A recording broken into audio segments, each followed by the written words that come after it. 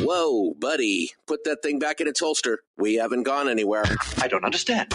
Check out the MichaelDukesShow.com for information on how to get access to the podcast.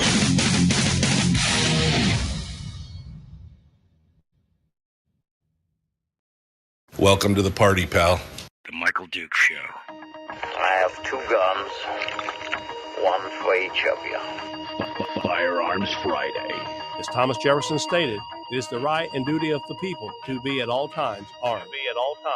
Say hello to my little friend. I say that the Second Amendment is, in order of importance, the First Amendment. The right to keep and bear arms is the one right that allows rights to exist at all. The Michael Dukes Show. The right to keep and bear arms shall not be infringed. Firearms. From my cold, dead hands. Friday. Take my rifle, this is my gun, this is for fighting, this is for fun. Firearms Friday. Well, TGIFFF. Thank goodness it's finally Firearms Friday. Could be FFFF, freaking Firearms Friday. Good morning. Hey, how are you? Welcome to the program. It is that one day a week that we dedicate to issues surrounding the Second Amendment and the right to keep and bear arms and firearms and gun laws and all the other good stuff that we've got going on. Hello, my friends. Oh, man, this week has just flown by. Can't believe it. Already Friday. I mean, it's good. Don't get me wrong. Super happy that it's Friday, but wow, what a week. What a world. All right. We are ready to go here to dive into this. Today on the program, still no Jacob Sullum from Reason Magazine. He has been doing some amazing and very good writing on what's been happening in New Mexico, which we are going to cover here this morning.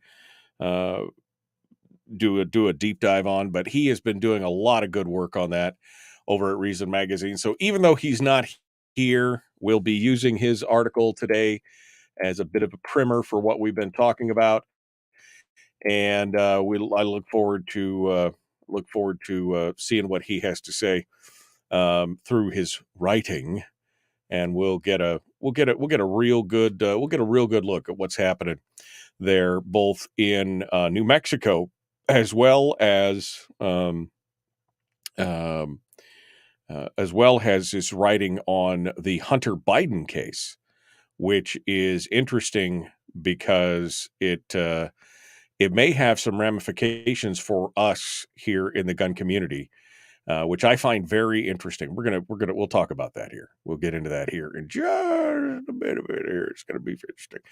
But Jake has been doing some good writing on it. So even though he's not here personally, we will sit down and talk with him through his writings and hopefully get some good information on that. Lots of stuff to go through here this morning. We'll also be covering the trial of the Oregon Measure 114, which, for those of you who are not aware, is a new citizen-led initiative for gun control in Oregon, which is currently being tried in Harney County in Oregon, where the judge does not seem to be swayed by some of the arguments that the state is making on some of these issues, basing it especially on the constitutionality of the law itself. I'm going to tell you right now that, again, we have the Brune decision to thank for that. We'll get into some of the details on that and talk about that as more, and just more evidence, by the way. There'll be more evidence today that the law-abiding, that the laws that we see in this country, specifically around gun control, only really apply to the law-abiding. I mean, again, I don't know how many times we'll have to say it, but I just would like to point out to you that criminals, by the very definition of their title, don't care about the law. They ignore. That's why they're criminals. And so everything that we're doing and everything, all kind of the nonsense and the political theater and everything else that's going on is really, in the long run, about control of you, the law-abiding citizen, not about the criminal. In fact, that was one of the big glaring things that came out during the presentation of that ban by the New Mexico governor, Lujan, is that Lujan Grisham, sorry, by Grisham, is that she said right in her presentation of the edict in the first place is that this really wasn't going to do anything to stop criminals. And yet she went on to say how we need to stop the gun violence. Again, basically intimating that even though her law would not do anything to stop criminals, by disarming law-abiding citizens, we would somehow stop the violence. So logically, as we go through that means that she somehow thinks that private citizens owning guns has led to all this violence, not to the criminals, but that somehow private law-abiding citizens owning guns for sport or fun or the right of self-defense or for hunting, somehow they're responsible for the gun violence that she was lamenting in that. I mean, it's the only reasonable, logical conclusion to come from her comments, right? Because if she's basically saying nobody should be able to carry a gun. Oh, by the way, I know this really isn't going to affect criminals. They're really not going to do anything. But we need to limit all this gun because of gun violence and the deaths and the murders. And let me reel off 3 or 4 incidents that all happened here, all by criminal elements But I know that what I'm doing here is not going to affect criminals, but of course it's constitutional. It's the only way to stop gun violence. I mean, there is just the mental gymnastics that are required to try and come around to this woman's point of view are astonishing. Let me just put it that way. Astonishing. So we're going to go through that as well, and how the law system continues to fail us. We'll talk about that. What else do I got up here? Oh, New York City. Yeah. So we got a lot of stuff. We got a lot of stuff here to go over and talk about. Meanwhile, I have also opened up the phone lines. The phone lines are now open. We will take your phone calls at any time. 907-433-3150. 907-433-3150. It's gun Q&A all day. Well, in hour one anyway.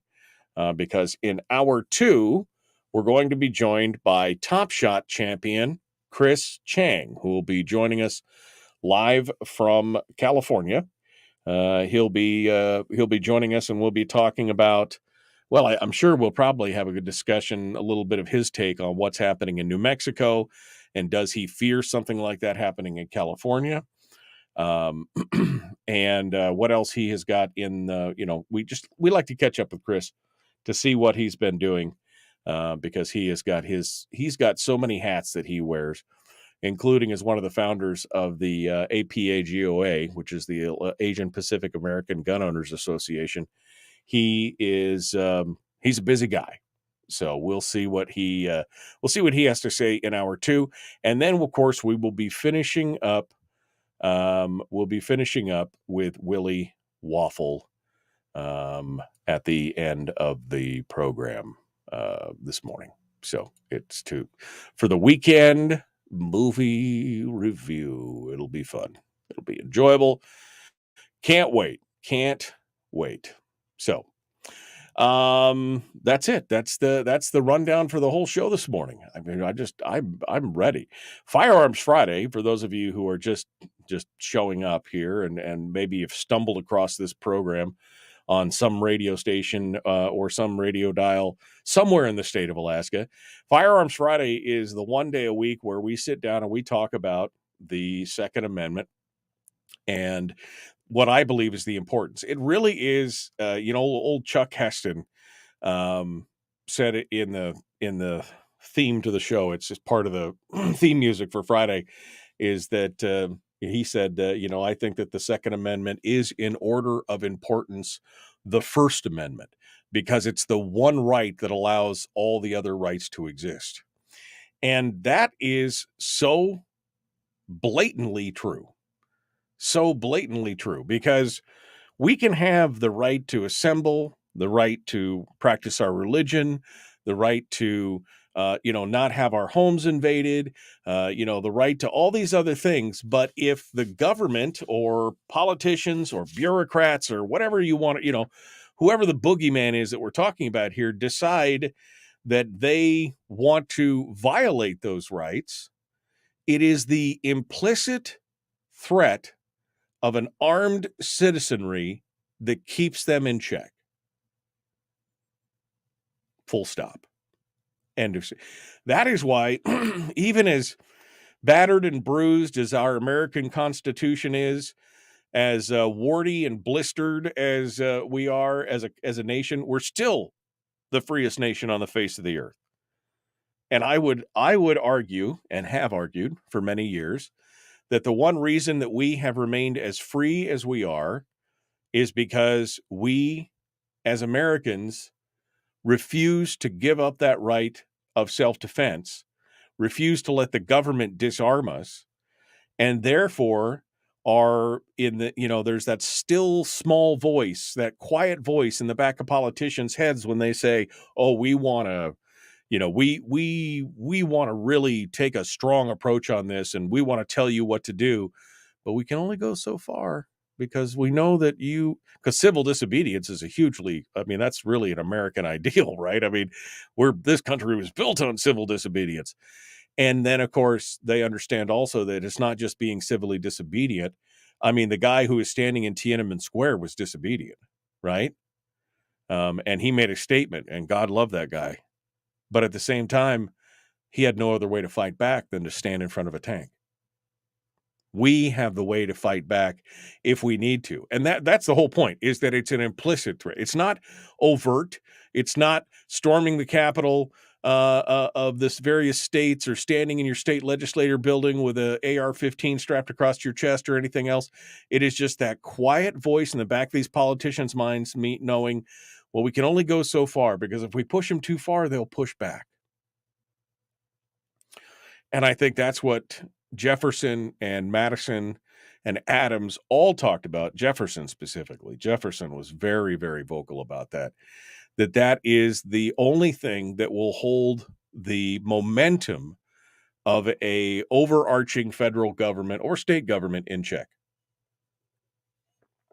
So that's why we talk about all these things every Friday, because I think it's important. I think we can't lose sight of how important that is. Even if all I had guns for was for nothing more than self-defense, I didn't go hunting, I didn't go sport shooting, I didn't go anything else. Even if all it did was collect dust on the shelf of my closet, that is my right. It is there for that rainy day. It is there for that inevitability that I may, just may, be called on to defend my family from enemies, foreign and domestic, from burglars and ne'er-do-wells and cut purses, or an overarching, overzealous federal, state, or local bureaucrat, functionary, or elected official. That's really the bottom line. That's why the Second Amendment exists, and it has worked so long. 245 years now, or whatever we're at, 235, 240 years. We're right there. It has worked for that long. So that's why we talk about it on Friday. All right. I suppose I'm up against the break, so I'll get ready to talk about some of these stories. And we'll take your phone calls, because I'll be honest with you, there's nothing I like better than talking to you guys on the phone. That's always fun to get your perspective on things and talk about it. Here's my call. Let me throw this out there. If anybody here has lived in New Mexico in the past, or has family or friends, or has any personal experience with New Mexico, I'd love you to call in this morning, because I want to get a flavor. I want to get a feel for who the people are in New Mexico. I mean, I know it's kind of a purplish state, but I want to get your take on how they feel. I mean, is it purplish in the same way Alaska is, where even the Democrats love their guns? I'm curious. So if you know, or if you have family, or you're familiar, give me a call this morning, 907-433-3150. 907-433-3150. Back with more. It's Firearms Friday here on the Michael Luke Show.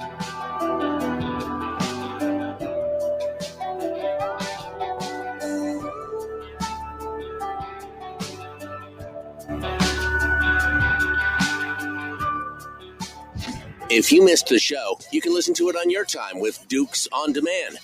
Oh, and it's free. Like America used to be. Streaming live every weekday morning on Facebook Live and MichaelDukesShow.com. Okay. Okay, dude. Go over here.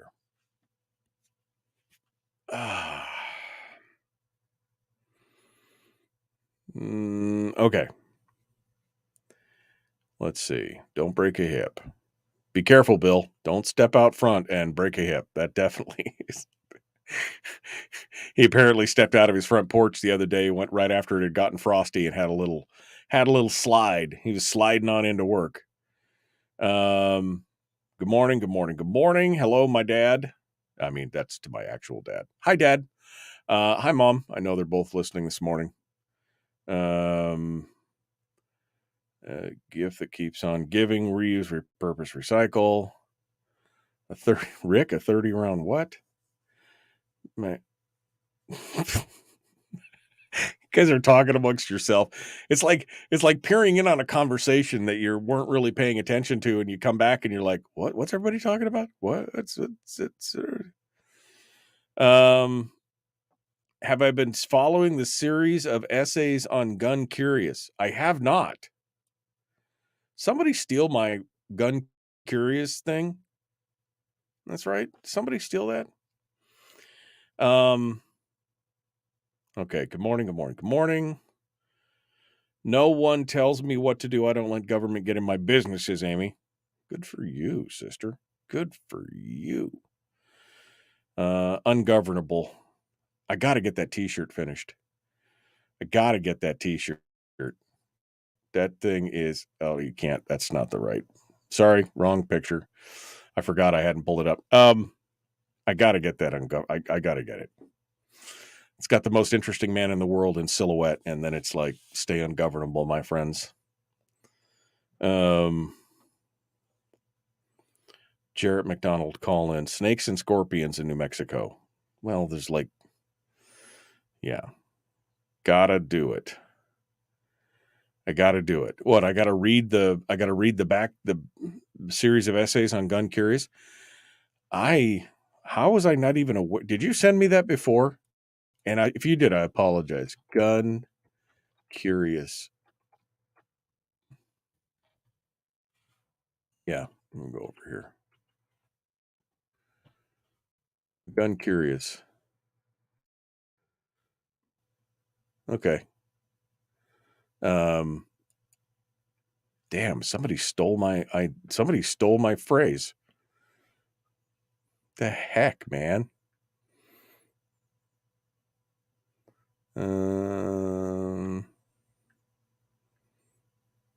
Yeah, I've been using the term gun curious for like 10 years, 15 years maybe. For those interested in but unsure about the gun culture.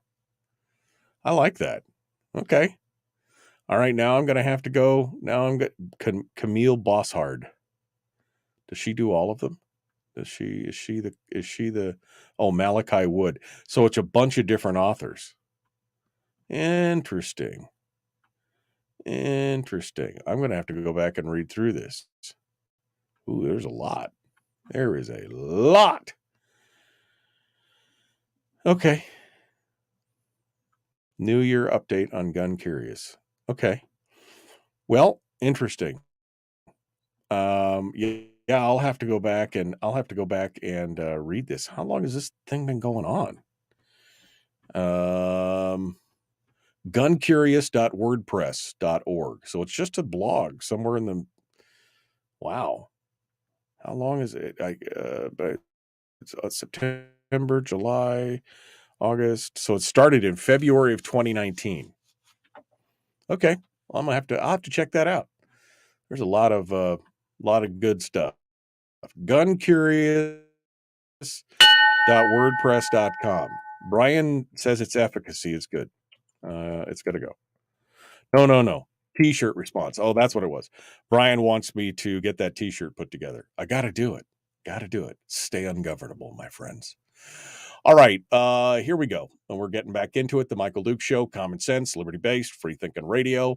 Ready to dive in, but I got a phone call. Oh, you saved me. Here we go. We're going to jump into it right now. Like, share, follow. Let's do it.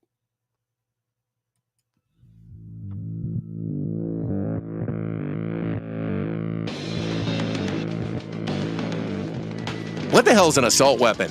You know, if we could just figure out how to get all of the murder guns and the attack guns and not keep selling those to people and just sell protection guns, I think that would be great and solve a lot of problems. Does this mean that if we hurt your feelings, you'd consider the Michael Dukes Show assault radio? Okay, we can live with that. Yeah. Here's Michael Dukes. Yeah, we can live with that.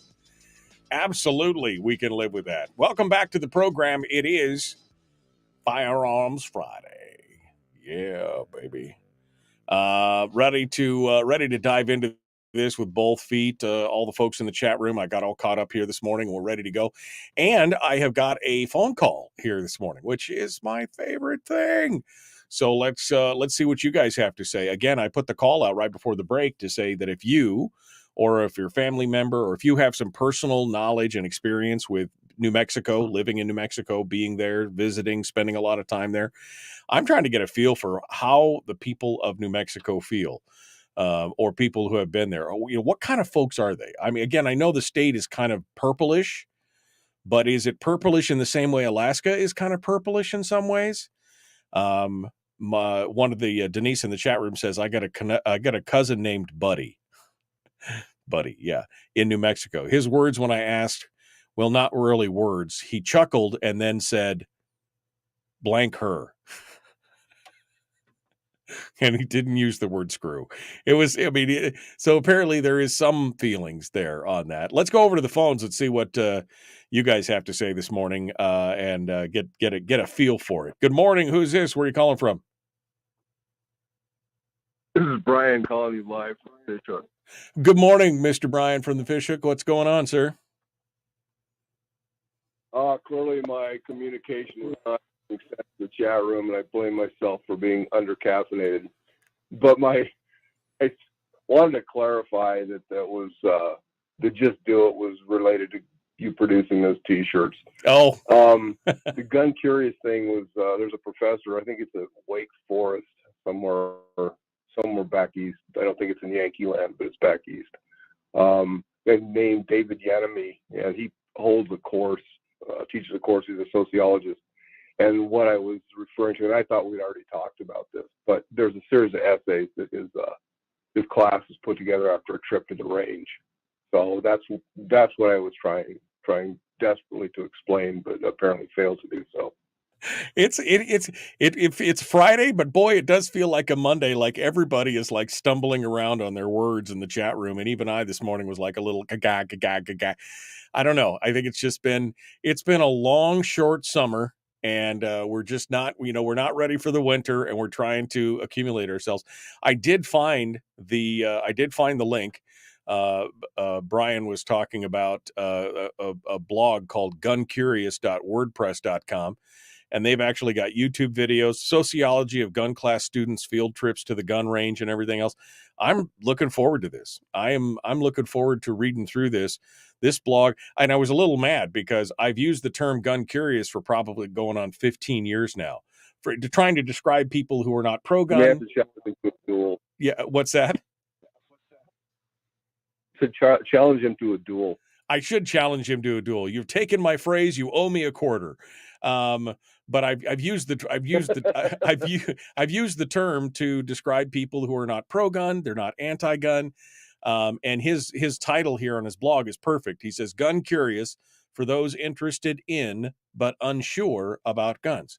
And I think that kind of assimilates it. So, no, Brian, you always bring me some of the more interesting stuff that I don't have the time to go out and find. And so I love it when people bring me more kind of esoteric or fringe things that, that they've stumbled across. And between that, I mean, I think you were the one that introduced me to hand waving freakoutery as well on Substack.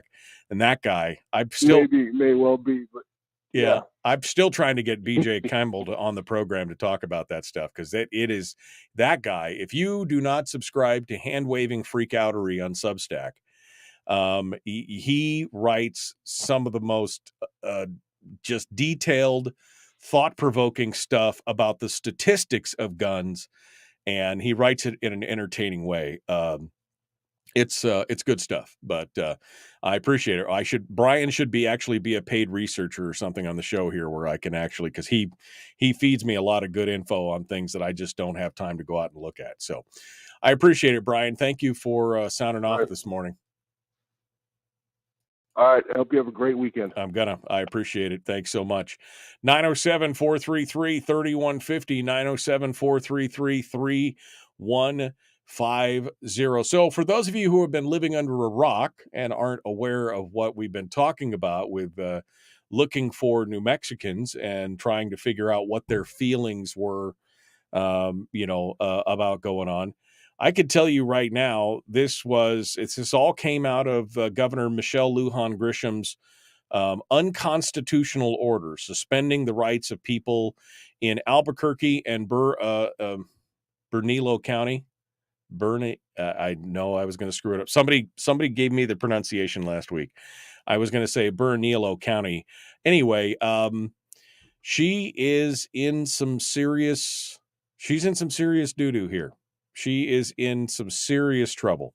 Not only did I think that she thought she was going to get all this backing from the left for trying to suspend those rights. By the way, all of that has been now abrogated by a judge. One of the judge, a federal judge, said no. He put an injunction on it, but she then went ahead and the judge iced it, right?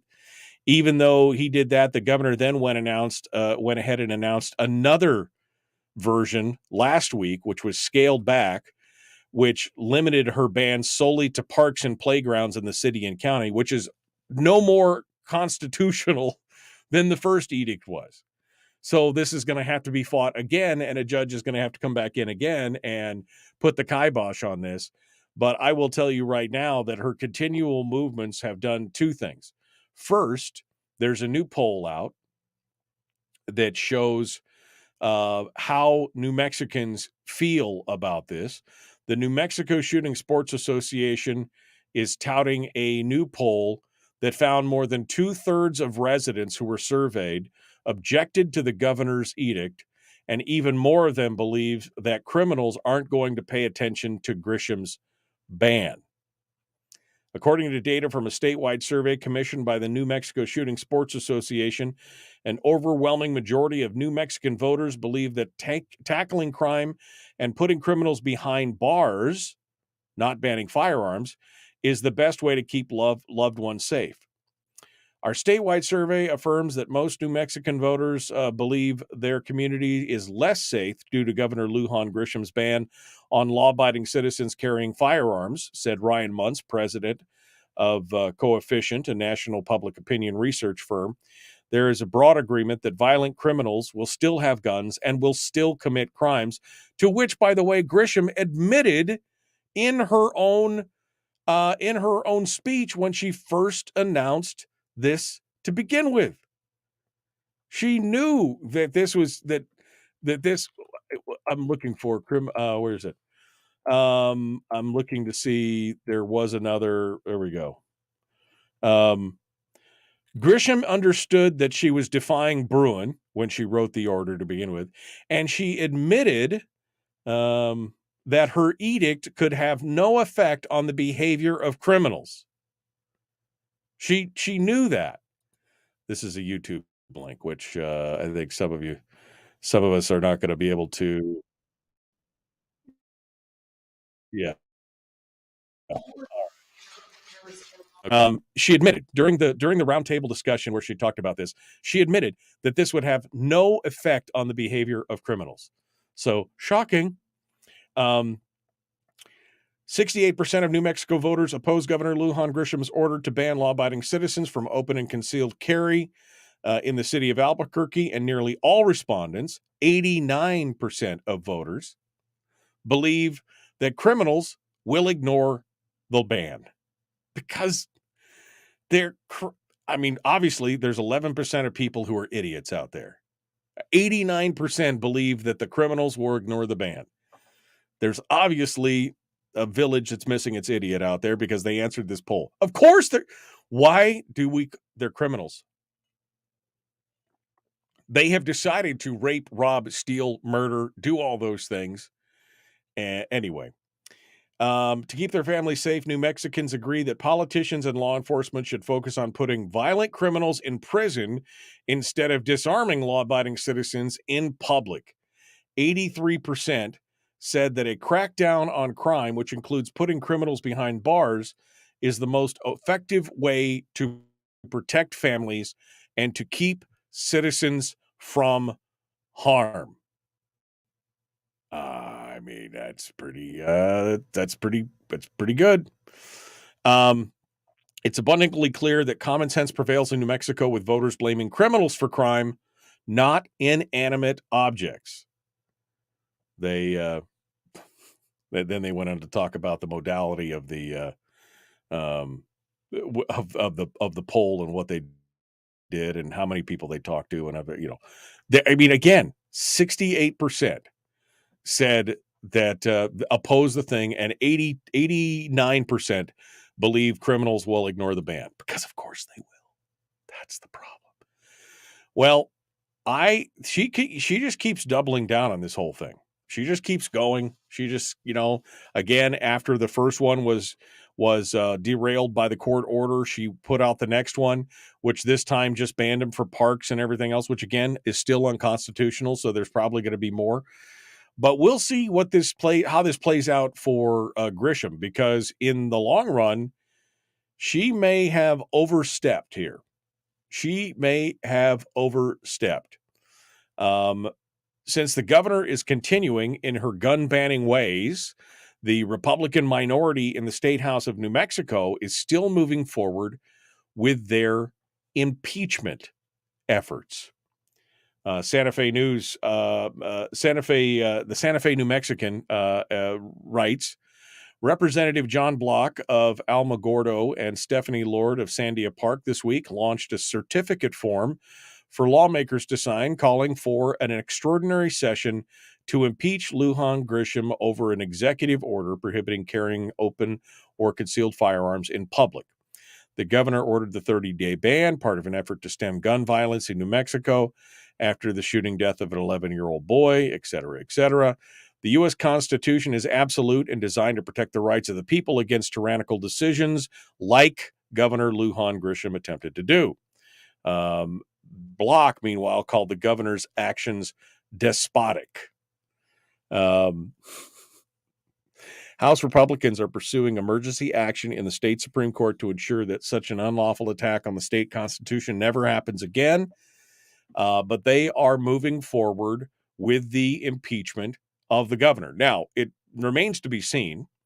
I mean, quite a few Democrats have publicly come down and condemned the governor and basically, said no. I mean, David Hogg said that there is no, what did he put it? How did he put it? I want to make sure that I get it right. Even Hogg, said, well, first, Ted Lieu of California, he said their governor's order violates the Constitution. He says there's no such thing as a state public health emergency exception to the U.S. Constitution. And Hogg concurred and said exactly the same thing. Even people like David Hogg and Ted Lieu are out there saying you can't have an exception to the Constitution. You can't have a public health emergency exception. You can't do that. There is no. So I think it's going to be interesting to watch as Grisham has to fight back on all these things. And by the way, they're right. The people of New Mexico who said when it comes down to it, the people of New Mexico should be they should be focused, or the government of New Mexico should be focused more on putting criminals behind bar, cracking down on crime, doing those kind of things. And they're right. Why?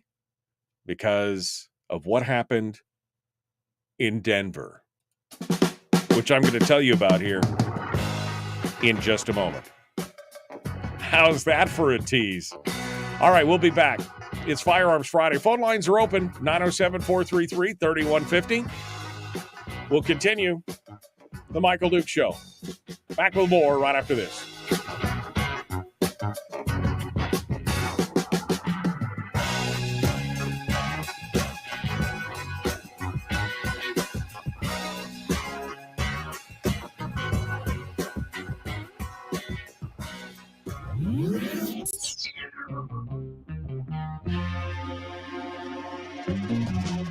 Running on 100% pure beard power. Oh, also some coffee. We dip our beard in coffee. Ha, nice beard. The Michael Duke Show.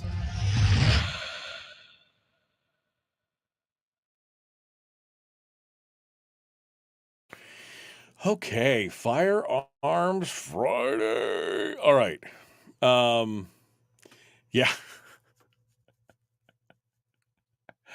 Oh, man. The Common Sense Show guy found that there's a proposal in D.C. to hike the tax burden to a whopping $5 trillion. Some people are saying that the taxes levied on firearms and ammo are through the roof. Interesting how spammers almost always call. I've heard that there's been some discussion about taxing firearms and ammunition, which they've tried in the past. They have tried that in the past, and it's eventually okay, I say Brian just threw me that. I can't click the damn link. All right. Burn Anilo. Who cares? Who cares? Have them try and pronounce Uktiavik, okay? Anthony said, I'm surprised that there hasn't been a full-blown New Mexico revolution. The government is literally violating fundamental constitutional law. Yeah, pretty much. Grisham is like a lot of politicians, urban-centric, which is where her voter base lies. They differ to the voices which most closely surround them. Yeah, exactly. Exactamundo. My list, Teresa's like, my list of blocked spam calls almost look like the New York City's White Pages phone book. I know, there's like, I remember, I don't normally get those calls, but one day I remember I got the call like 6 times throughout the day, all of them from different Alaska numbers. And I was like, what the hell? I mean, what?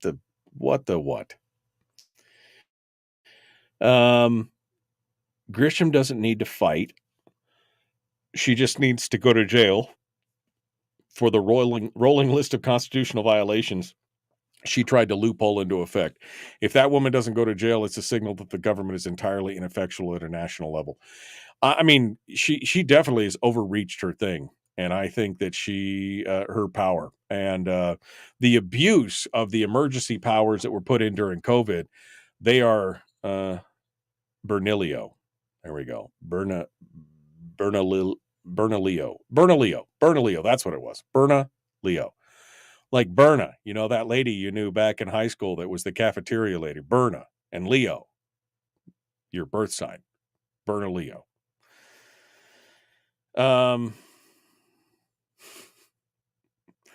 Yeah, no, the problem is, and I know that they're now working on repealing, several states are working on repealing the powers that they gave to their governors during this time, or that their governors had and abused during that time.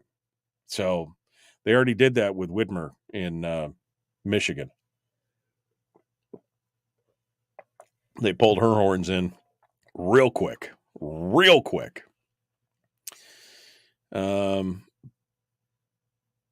Denise asks, off topic, did anybody else see the response from the school board yesterday afternoon? I did not. Although I did receive an email, which I did not respond to because I was super busy yesterday, from a caller, somebody who listens to the program, and said that I was misinterpreting what they were doing at the school board there with the lottery thing. She said it's the left trying to spin what they're doing. And so I don't know. I haven't spoken to the person yet, but I'm going to. We'll see if we can get there. Anthony, make the double L as a Y. The double L is a Y sound. Like pollo? Like pollo? Which looks like polo. Pollo? Yeah, got it. Well, you know, some of us are just not up on their Spanish. What can I say? You know? Okay. Whitmer was rewarded, however, with a re-election and a Democratic legislature, said Donna. That is true. I was a little disappointed to see that after all the abuse that came out during that COVID time and how she was doing all those things. And then they reelected her. And I thought, well, apparently they like tyranny. They apparently like despotic tyranny. So you get what you vote for, I guess, at that point. That's kind of how I was feeling about it. I guess that's what you get for. All right. And again, mark my words, if even a drop of that New Mexico Kool-Aid makes it through, it'll be the launching point for all kinds of shenanigans against the Second Amendment. Yeah, I don't think it's going anywhere. Like I said, even the Democrats are like, whoa. But maybe she could have been emboldened by Gavin Newsom's ploy, right? He had the same kind of nonsense with that whole 28th Amendment thing. which was really political theater. So is this more political theater? Maybe she thought she was going to get more support. She may have overplayed her hand. I don't know. We'll see. We'll see what happens. Nobody likes tyranny, says Jeannie. Jeannie, I have to disagree with you. There are people that like tyranny because it's comfortable, because it is in their comfort zone. There are people that like tyranny. Here we go.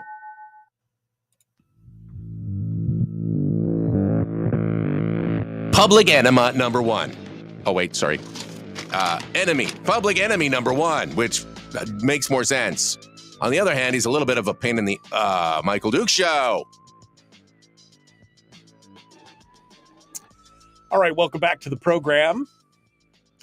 Ready to go here. Before we went to break, we were just talking about, how the this new poll in New Mexico, talking about people wanting the government to crack down on the stuff. Instead of disarming people, what they really need to do is they need to put criminals behind bars and crack down on crime and do all that stuff, which seems like kind of common sense stuff. If you break the law, you should have to pay the price. If you violate the societal norms, then you should be, that we've all kind of decided on through the process, right? Then you should be punished for that. But instead, what we have is a lot of governors, a lot of Democrats, a lot of government officials and politicians who are doubling down on two sides of it. On the one side, they're saying we need to disarm people. And then the other side, the criminals, it's not really their fault. And we need to make sure that they can reintegrate and they should be, and they could, but that's not what happens. That's not what happens. Let's go over to Denver for a second. I got a phone call, but let me go over to Denver. I want to get through this. Denver has been cracking down. Colorado Democrats have been cracking down on gun owners for years. They've got large capacity mags, red flag laws. I mean, all this kind of stuff. But even as the state has cracked down on lawful gun owners, violent crime has continued to rise. Denver has seen a 3% increase in homicides this year so far compared to last. And one of the city's most recent murders happened this last Monday night when a 50-year-old Uber driver was shot and killed in what police are calling a random attack. Now, here's the problem. As it turns out, the suspect is no stranger to law enforcement and should actually have probably been in jail instead of on the streets, instead of opening fire with a gun that he wasn't legally allowed to possess. The assailant, who I won't name, was charged with 4 counts of domestic violence back in August in the alleged kidnapping and assault of a 22-year-old woman. He was released on his own recognizance. Okay. The problem solvers obtained a court document signed by the defendant on September 1st, where he checked a box when he was released stating that I'm acknowledging I don't have any firearms or ammunition in my immediate possession or control or subject to my immediate possession or control. Yet just 18 days later, he was arrested by the Denver police after killing the Uber driver. But that wasn't the only run-in he just had with law enforcement. The television station there went back and searched the records and found out that he was due in court next week to be sentenced in another violent crime. It turns out that he was to be sentenced this coming Monday for assaulting 2 Denver police officers earlier this year. Back in February, he'd been drinking, he blacked out, the police were called, yada, yada. He got into a fight and punched one of the male officers on the left cheek and the female officer in the face. After he was arrested, police discovered he had 3 extraditable warrants. So the prosecutors in early August dismissed 2 counts of felony assaults against the police and allowed him to plead guilty on a lesser count of attempt to criminal assault. He was supposed to receive probation. So in the last year, this guy has been charged with 5 felonies. And at every turn, the criminal justice system sought a way to let him be free without any consequences for his actions. I mean, until he murdered somebody in cold blood with a gun that he wasn't supposed to have. This is what we're talking about, people. This is what HB 91 was all about. Criminals there has to be consequences. And you can't just make it the revolving door that you're making it right now. All right, let's go over to the phones and see what you have to say. Good morning. Who's this? Where are you calling from? Good morning, Mike. It's Fred. How you been? Hey, Fred, what's happening out there in Rhode Island, my friend? Oh, another sunny day over here for a change. Anyway, the reason I'm calling is, Governor Grisham, this whole thing in New Mexico, Governor Grisham, I'll call you back, Mike. I just get the doorbell ringing. Hang on. Oh, okay. I'll call you back. All right. Thanks, Fred. Fred's like, gotta go. Doorbell's ringing. All right. Well, Fred, we'll talk to Fred at the top of the next hour. Gotta go. Doorbell's ringing. All right. But anyway, this whole thing right here. This whole thing with this New Mexico, with what's going on in Denver, the stories we see time and time again of people who are prohibited people using firearms, criminals who are doing crimes, who are out on bail from another crime or are waiting trial on a crime that they did 2 crimes ago. I mean, it's become the revolving door. And you wonder why we're having such a spate of violent, because you basically told them that there are essentially no consequences for what's going on. You hurt somebody, you assault somebody. This guy had 3 extraditable warrants and they let him go again? What? 3 extraditable warrants, so they went ahead and dropped the felony charges. Why? They offered him probation and a misdemeanor plea after assaulting those 2 cops, after being accused of domestic violence and kidnapping. You see, Colorado and other places don't have a gun problem. It's a violent crime problem. This is the same kind of argument that we saw, every time we hear, I don't know if you've ever watched the video from a YouTube channel called Amidst the Noise. But he has a video from about 8 years ago that if you haven't watched it, he doesn't have too many videos up, but it's excellent video. And it talks about violent crime. And it talks about how we keep holding up, for example, like England. Oh, we should do what England does and disarm everybody. Yeah, except for that they fail to point out the fact that the violent crime rate in England after they disarmed the citizenry spiked dramatically and has remained high compared to violent crimes, compared to its previous numbers, and even compared to the United States. More violent crimes.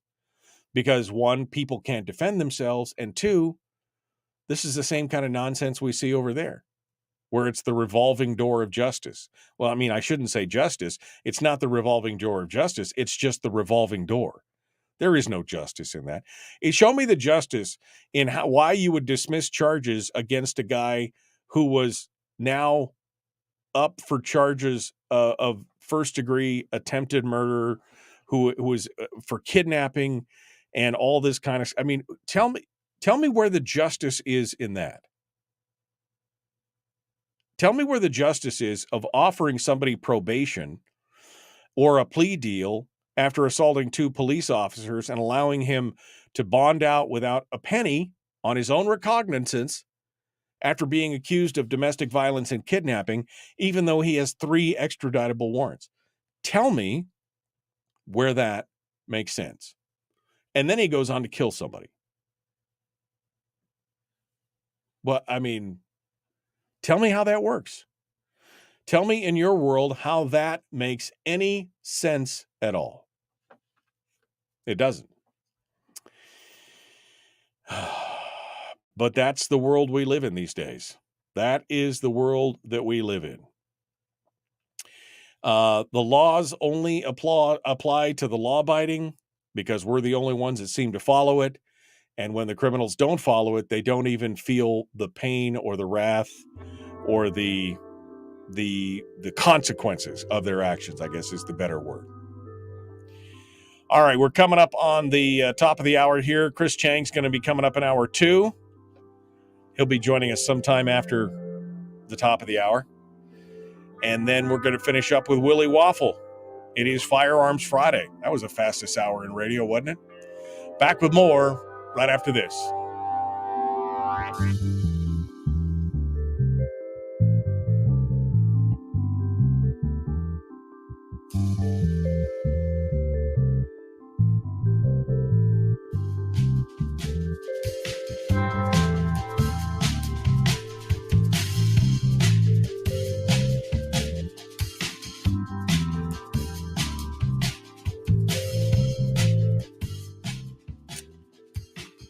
Oh, man.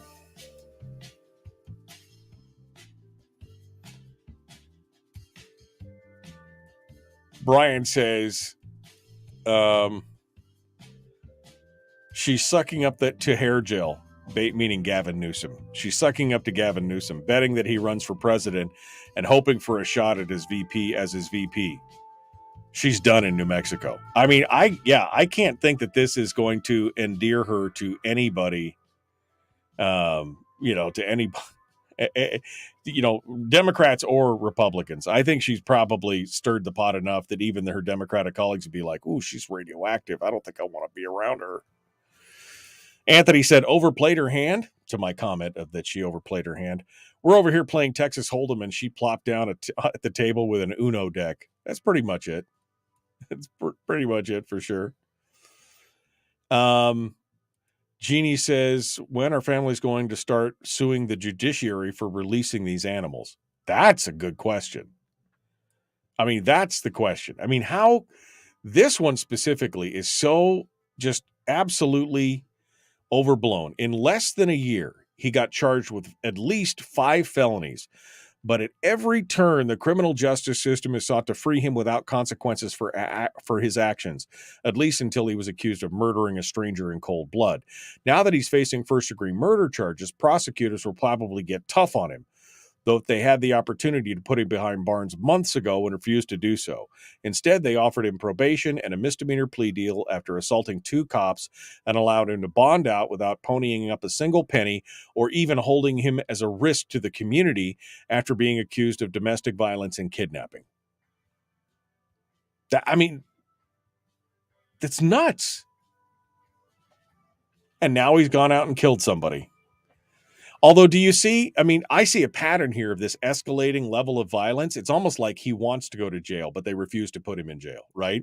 Because it continues to escalate up until the point to where he killed somebody, and now he's going to jail.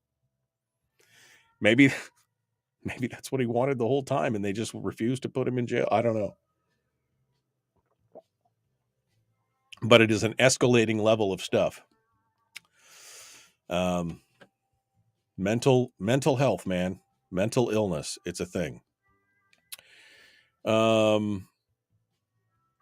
Okay, same in Australia. When you do not, okay, wait a second. When you don't arrest someone on a warrant, judges don't have to come in the morning and see that there are 30 warrants on their docket. Donna says, there is a pattern of the leftist leaders to want us to be afraid of each other. COVID scare, criminals on the street. Yeah, absolutely. Absolutely. Fear sells. Fear controls. Fear is the ultimate aphrodisiac in many ways. I mean, it's music to those guys' ears. They want to exert control. They utilize fear. Always have. Always have. Okay, let me go over here real quick. Chris Cheng's going to be joining us shortly. I've got 3 lines on hold. Holy cow. Man, 3 phone lines now. Looks like it's going to be 4 phone lines here in a hot second. So we're going to take these calls right at the top of the hour, and then we're going to bust over to Chris here in just a moment, and we will talk with Chris Cheng. He's not quite with us yet, so we're going to see what he has to say. You guys all ready for the white stuff? Termination dust? and I'm not talking about the beer, which is delicious, by the way. Termination Dust beer from Midnight Sun Brewing Company. So they only put it out when the Termination Dust hits the mountains. That's when they put it out. It's a very short run, and then they're done. It's delicious. Anyway, you guys all ready to protect? I'm not. I have a pile of stuff that I've been trying to haul out of my yard all summer long. I'm going to have to and I don't have a truck. That was the problem. I was trying to borrow or pay somebody to help me move it with their truck and everything else. And every time I try and get something up, it would fall through. I'm just going to have to go rent a truck and do it and haul it out myself. But it's been bugging me all summer long. It's like in the back of my mind. Anyway, so I'm just shove it all in the Mini. It won't. Yeah, I know. Between the tires and the bed frame and the thing and the other deal. Yeah, there's a full pickup truck loaded full of stuff. Not going to work. But I thought about it. I'll be honest with you. Thought about strapping it to the top. Anyway, we're going to run. I think that's what we're going to have to do this weekend. We're going to have to run all that stuff to the dump. I should have run it. It's $19.99 a day. Robert says U-Haul $19.99 a day. I know they don't tell you though that it's a $200 deal by the time you're done, because I've done that. I've used a U-Haul pickup truck. That's what I've been resisting. I was like, maybe I could just pay somebody $50 for gas and a little time, and we can go out and do it together. I'm cheap, okay? I just didn't want to spend the $200 on the U-Haul, because that's what it cost me last time I hauled a bunch of stuff out a couple years ago, because of the mileage, right? It's not the $19 a day. It's the 23, 24, 28 cents, 30 cents a mile that they get you for when you have to drive all the way out to the landfill and back and everything else. It's a thing. Okay. Well, here we go. We got 3 lines on hold. I have no idea who they are. We're going to jump into this here in just a second, though, and give them the phone lines to begin with, and then we'll be joined by Chris Cheng closer towards the break, and we'll be ready to go. The Michael Duke Show, common sense, liberty-based, free-thinking radio. Thanks for coming in. Don't forget, wherever you are, Facebook, YouTube, Twitch, give me a like, give me a share. Yeah, it's $200 in miles. That's what kills me. All right, we got to go.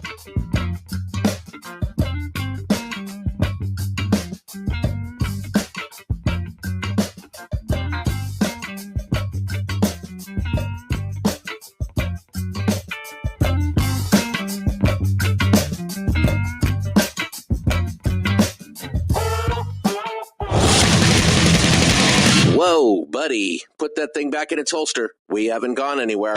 I don't understand. Check out the MichaelDukesShow.com for information on how to get access to the podcast.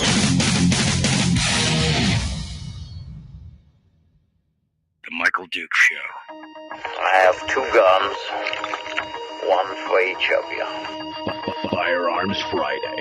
As Thomas Jefferson stated, it is the right and duty of the people to be at all times armed. Say hello to my little friend. I say that the Second Amendment is, in order of importance, the First Amendment.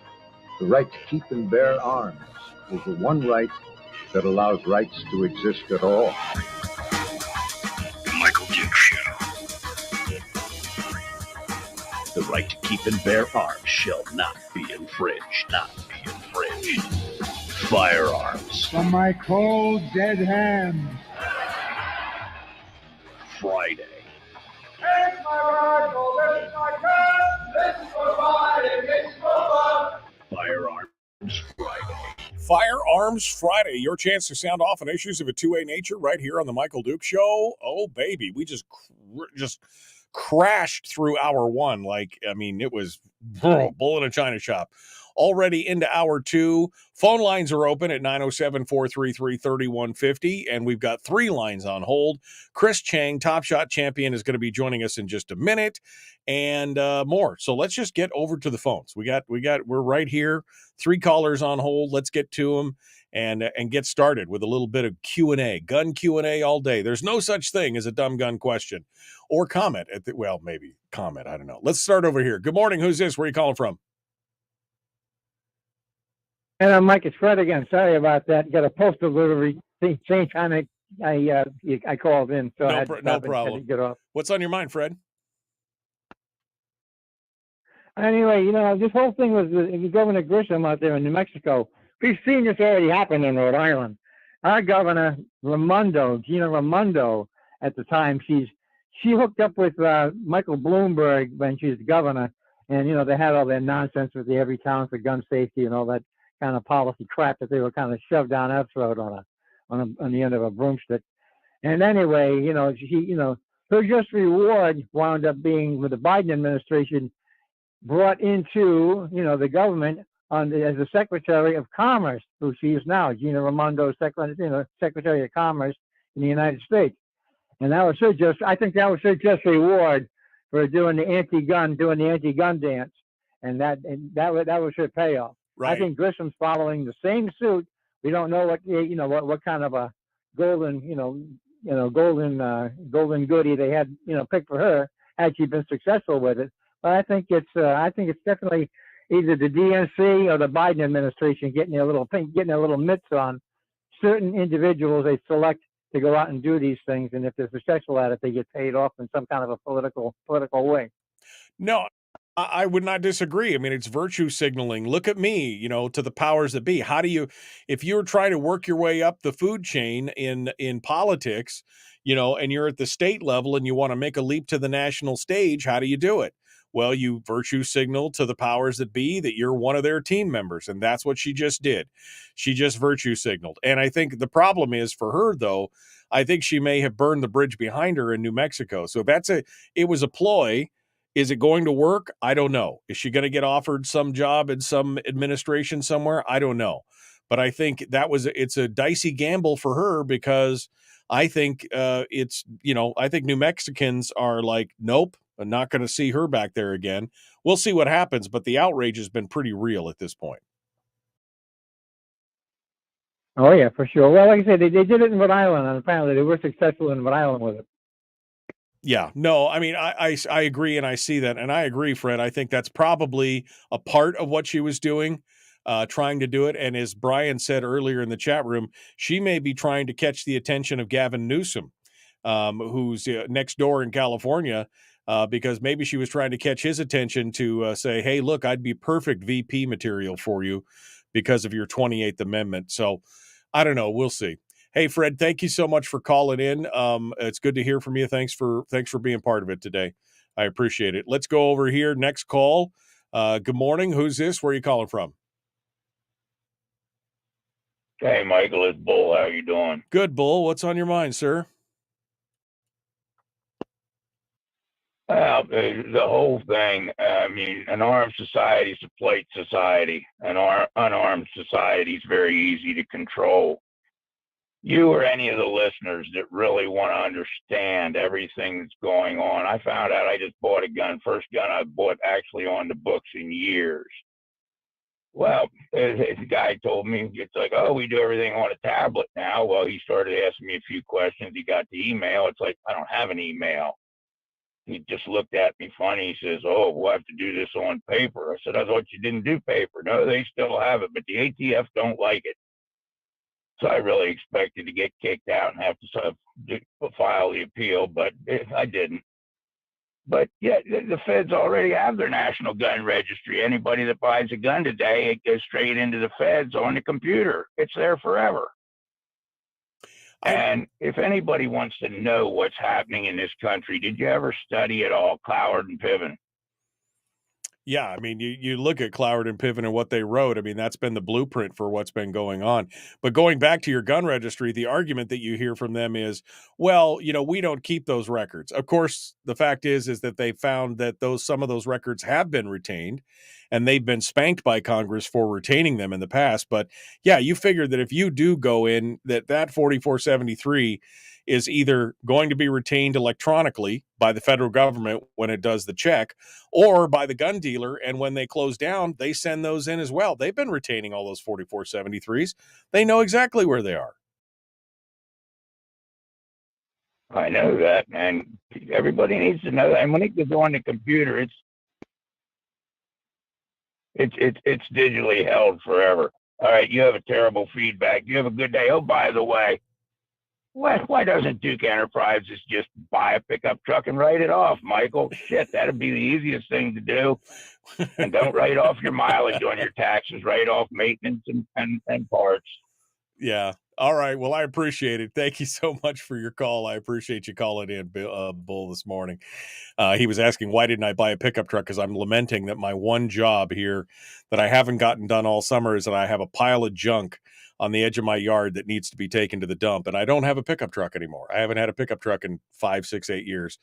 And so I don't have a way to haul it. And I've been trying to avoid going down and renting a truck. I've just, anyway, first world problem, hashtag first world problems. Let's go over here. Good morning. Who's this? Where are you calling from?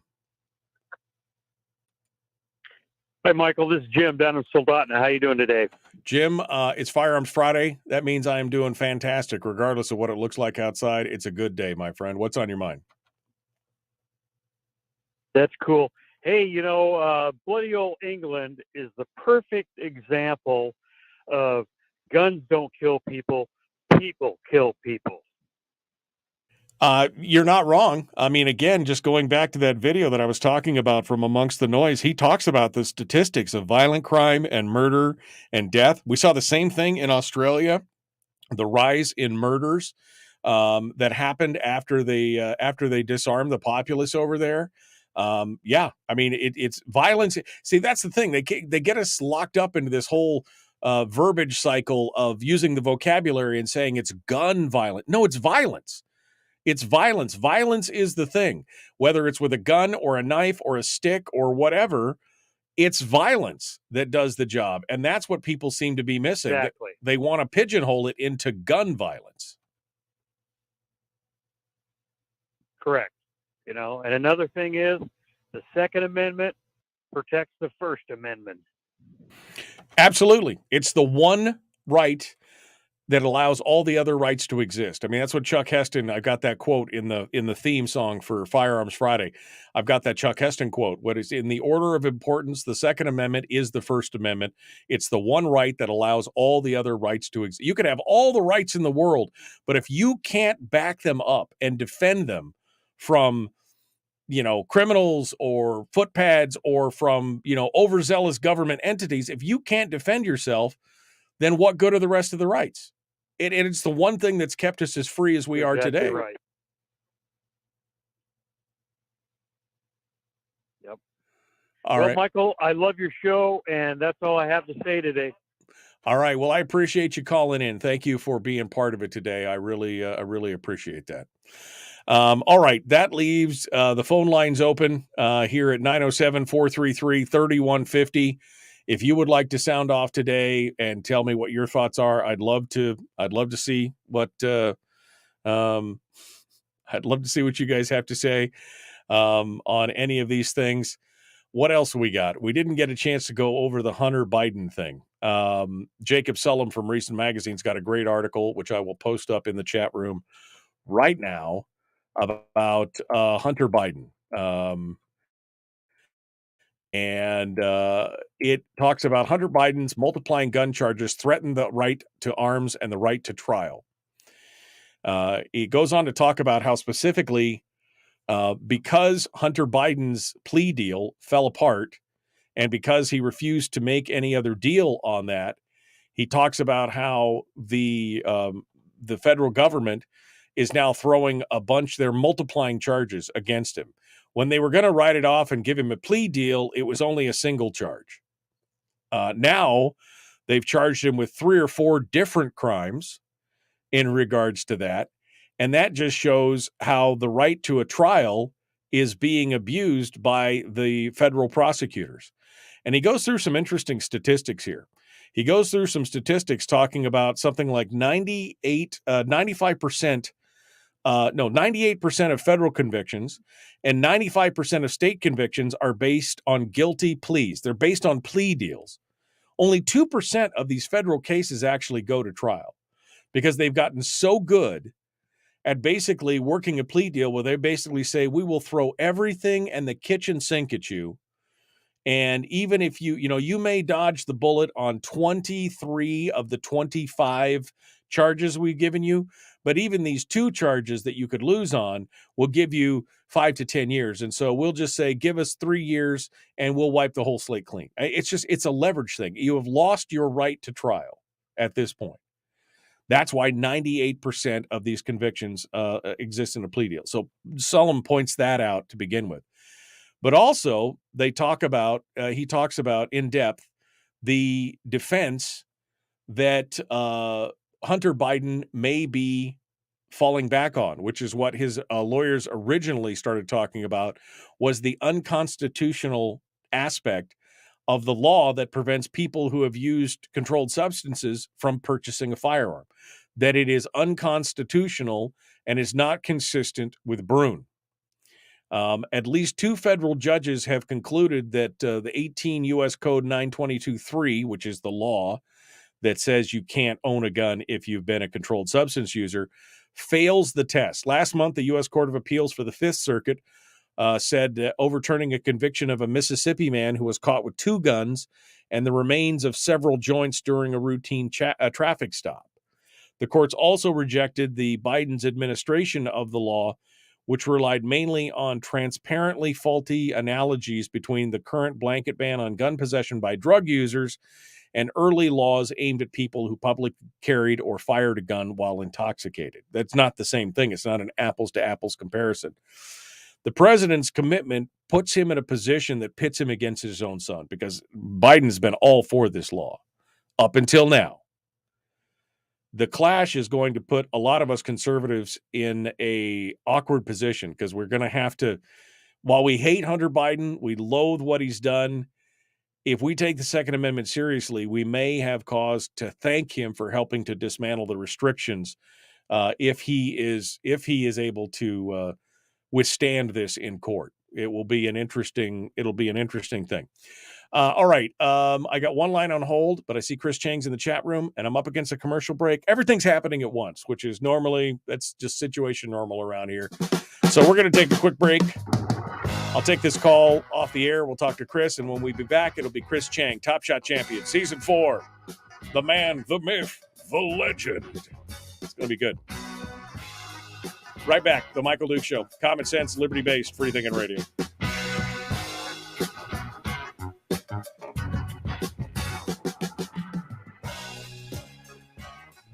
We're broadcasting live through a series of tubes. Allowing all of these entities to provide streaming stuff going on the internet. Well, it's kind of hard to explain. Sorry. Streaming live every weekday morning on Facebook Live and MichaelDukesShow.com. Okay, in the commercial break real quick, I see Chris is in the green room. Let me go over to the phones real quick to see who's there. Good morning. Who's this? Where are you calling from? Hey, Mike in Soldotna. Hey, Mike. I have a question. I ordered a 10-inch barrel with the pinned and welded suppressor on it. Did all my proper paperwork. It's been 8 months. I haven't heard anything. Is that normal? Yes, that would be normal. I would expect usually 8-9 months is usually kind of the thing. But when they get behind, I've seen as long as 13-14 months for suppressors and transfers to come through. Okay. So it's not unusual. Sometimes you get lucky. I've seen them come in as little as 6 months. But generally speaking, 9-10 months is pretty much the norm for the most part, and sometimes longer. I've had friends who have definitely had it go for more than a year before they finally saw it. And the administration is thank you. No problem. The administration is guaranteed. I guarantee the administration is going to be slow walking a lot of this stuff, forcing the ATF to slow walk a lot of this stuff, because that's just how they do it. Goodbye. All right. Let's jump over to Chris Cheng, Top Shot champion, and get to see how he's doing this morning. I got way too many buttons to push today. It's Friday, but boy, I tell you what, not nearly enough. It must It's like be. a Monday. Hello, my friend. Good morning. Man, it's like a Monday on a Friday, right? I mean, it's just good, it's all good. So, how's life treating you, my friend? What's going on? Yeah, gosh, I really can't complain. Been traveling a ton, back home for a little bit, but back on the road here quite soon enough. Getting on the road, you're doing the Lord's work, is what I'm saying. You're doing the Lord's work out there, my son. Go forth and do the Lord's work. How was the wedding in Hawaii? That was last time we talked. Yeah, I know some friends who got married in Kauai, and just gorgeous. I mean, what a gorgeous setting. We were on the island of Kauai. I haven't been there in a number of years, and it was just, great to be back. And we were with a bunch of wonderful friends. So you have good friends, good company, food and drinks, and the setting. As everyone knows, Hawaii is just something else. So it was fantastic. What you're saying is it didn't suck. I mean, which is exactly. Hawaii is a setting. It doesn't suck. No, that's pretty much good stuff right there. All right. Well, we're getting ready to jump into this here. How long we got? 2 minutes. I definitely want to talk about, I'm sure that you've been hearing a lot about the New Mexico situation and what's going on there. Do you have any friends that live there, or have you had any conversations with anybody? I don't know anybody personally in New Mexico, so I'm trying to get a feel for how the people, because it's kind of a purple state, but is it like Alaska, where Alaska can be slightly purple, but all the Democrats love their guns too? So it's like one of those things. I mean, I kind of want to get your take on that. I don't have any friends who live in the New Mexico area, but what a government overreach. I mean, is basically right the long and short of it. Oh man, that's it. Yeah, that was an amazing thing. So we'll talk about that. We'll talk about what APAGOA is doing. See what else you got going on. Newsom, his profile's dropped again after he dropped his bombshell of the 28th Amendment, and I don't think he's going anywhere right now. And then kind of anything else you want to talk about, we will have. The big topic for me is Biden's announcement for the first federal gun violence prevention office. I don't know if you've talked about that already this morning, but that's like the big story on my radar. No, not surprising, right? There's gun control advocates who are heading up the gun violence prevention office, and Vice President Harris is overseeing this working group. We'll see if it's just a bunch of kind of smoke and mirrors for the president to appease the gun control crowd, because the gun control crowd has been asking for this for years. Right. And finally, for some reason, right, he's finally capitulated. So we can talk more about that. All right. Well, let's chat it. We'll start with that, because I hadn't read much about that today, and I got stuck on this whole New Mexico thing. So we'll jump into this. Chris Cheng, our guest, Top Shot Champion Season 4. Please like and share the show, like and follow the show page, and let's get to it, shall we? The Michael Duke Show, common sense, liberty-based, free thinking radio. It's Friday, man. Doesn't get any better than this. Here we go.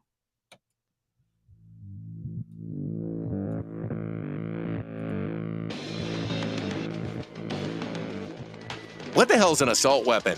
If we could just figure out how to get all of the murder guns and the attack guns and not keep selling those to people and just sell protection guns, I think that would be great and solve a lot of problems. Does this mean that if we hurt your feelings, you'd consider the Michael Dukes Show assault radio? Okay, we can live with that. Here's Michael Dukes. The Michael Dukes Show, Chris Cheng. I do that just to see the smile on Chris's face every time. Oh man, it just never gets old. Yeah. Have you watched that full video? Yeah, it's crazy. Every now and then I'll rewatch it because it just makes me laugh so hard. It's like a 3-minute clip of this gal. She is hysterical, but yeah, it's really, really good stuff. So it's, it will never get old. That little piece will never, I wish I could have more of those because they're just so good. Anyway, Chris Cheng, Top Shot Champion, Season 4 of the television show Top Shot on the History Channel. Also author of the book Shoot to Win, spokesperson for the NSSF, the National Shooting Sports Foundation, one of the founders of APAGOA. I mean, there's just so many hats you wear. You make me tired. I thought I worked a lot. You make me tired when I read that bio. Chris, how you doing, my friend? Yeah, doing really great. Really happy to be here with you talking for Firearms Friday. We've got some really big announcements and some news to talk about. So yeah, I'm excited to get into it with you. Yeah, let's dive right into it. So first and foremost, and I have not spoken about this today, so it's good that you can bring it out and break it out for us. The president is now announcing that he is going to open up a Office of Gun Violence Prevention, a federal Office of Gun Violence Prevention. And of course, he stocked it with all the usual suspects on the anti-gun crowd. No bias here, my friend. Give me your thoughts. What's going on? Yeah, all right. So this is unprecedented. This is the first ever federal gun violence prevention office, and it's going to be overseen by Vice President Harris.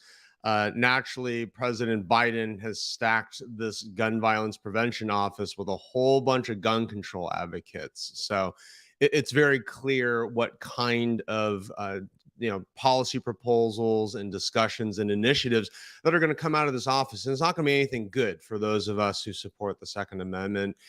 And so we'll see, the gun control crowd has been kind of pestering and nagging the president to create this gun violence prevention office for years. And so it's really curious, like, why now, right? Why did President Biden, after all these years, finally capitulate? And in the past, the president's given a lot of excuses, such as let the ATF do their job. This Office of Gun Violence Prevention isn't necessary. But I think with the 2024 elections, right around the corner, and the president, quite frankly, needs as much support as he can get, because his polling numbers are terrible. His support is eroding on some fronts, and to shore up his gun control base is, I think, probably a pretty smart move politically, right, in terms of getting ready for next year's election. But, in terms of how effective this new gun violence prevention office is going to be, it's just not going to be, right? It's the same players, it's the same voices that we've already been hearing on the gun control side of things. And I'm not confident that having an office coming out of the White House on this topic is going to move the needle in any meaningful way. I think you and I talked about this, I think last time we talked, and I think it was basically about Newsom, same kind of thing, where the Democrats keep glomming onto this idea of gun control as the issue that will somehow drive their voters to the polls and everything else. But I think it's a miscalculation, again, because we keep talking about these 8 million new gun owners over the last year, and even more over the last couple of years since COVID started, where a lot of these gun owners are minorities, they're women, they're liberal, they're, more and more of this kind of stuff.